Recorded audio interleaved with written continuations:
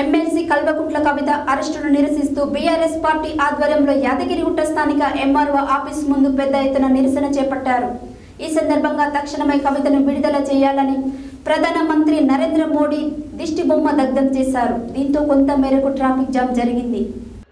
MLC Kalvakuntla Kavitha అరెస్టును నిరసిస్తూ BRS party ఆధ్వర్యంలో యాదగిరిగుట్ట స్థానిక ఎంఆర్ఓ ఆఫీస్ ముందు పెద్ద ఎత్తున నిరసన చేపట్టారు. ఈ సందర్భంగా తక్షణమే కవితను విడుదల చేయాలని ప్రధానమంత్రి నరేంద్ర మోడీ దిష్టిబొమ్మ దగ్ధం చేశారు.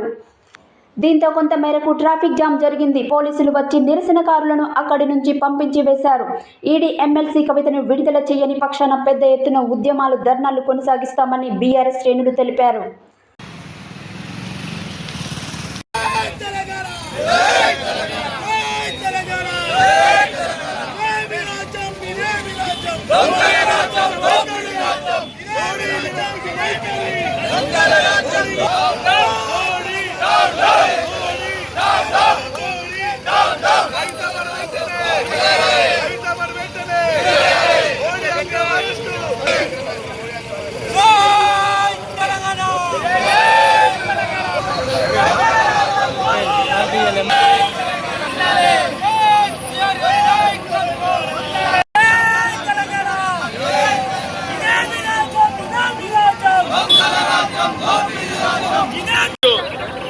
మరి కల్వకుంట్ల కవిత గారు మాజీ ఎంపీ, ప్రస్తుతం శాసనమండలి సభ్యురాలైనటువంటి కల్వకుంట్ల కవిత గారు తెలంగాణ ఉద్యమ నాయకురాలు. గత 21 సంవత్సరం నుంచి మరి ఆమె తెలంగాణ కోసం తండ్రితో పాటు మరి వాళ్ళ కుటుంబం మొత్తం వాళ్ళ తెలంగాణ కోసం కొట్లాడి తెలంగాణ సాధించి వాళ్ళ మరి 10 సంవత్సరాలు తెలంగాణను కూడా పునర్నిర్మాణం చేసిన తెలంగాణ రాష్ట్ర సమితి మరి మా ఎమ్మెల్సీ కల్వకుంట్ల తెలంగాణ జాగృతి అధ్యక్షురాలు కల్వకుంట్ల కవిత గారిని వాళ్ళ మోడీ నిన్న ఒక మహిళలని చూడకుండా మరి సుప్రీంకోర్టు కూడా అరెస్టు చేయొద్దని చెప్పినాక కూడా మోడీ అవన్నీ రాజ్యాంగం ఉన్నటువంటి నిబంధనలు తుంగలో తొక్కి నేను అక్రమంగా వచ్చి అరెస్టు చేసి ఢిల్లీకి తీసుకెళ్లడం జరిగింది.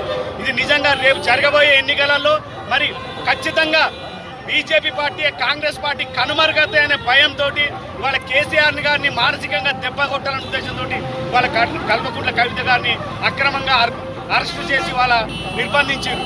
తక్షణం వారిని విడుదల చేయకపోతే తెలంగాణ వ్యాప్తంగా మరి ఇక్కడ ఆలయ నియోజకవర్గంలో పెద్ద ఎత్తున రేపటి నుంచి మరి మహిళలు, యువకులు, విద్యార్థులు, ఉద్యమకారులు అందరూ మరి పెద్ద ఎత్తున ఉద్యమం చేసేందుకు రెడీగా ఉన్నాం.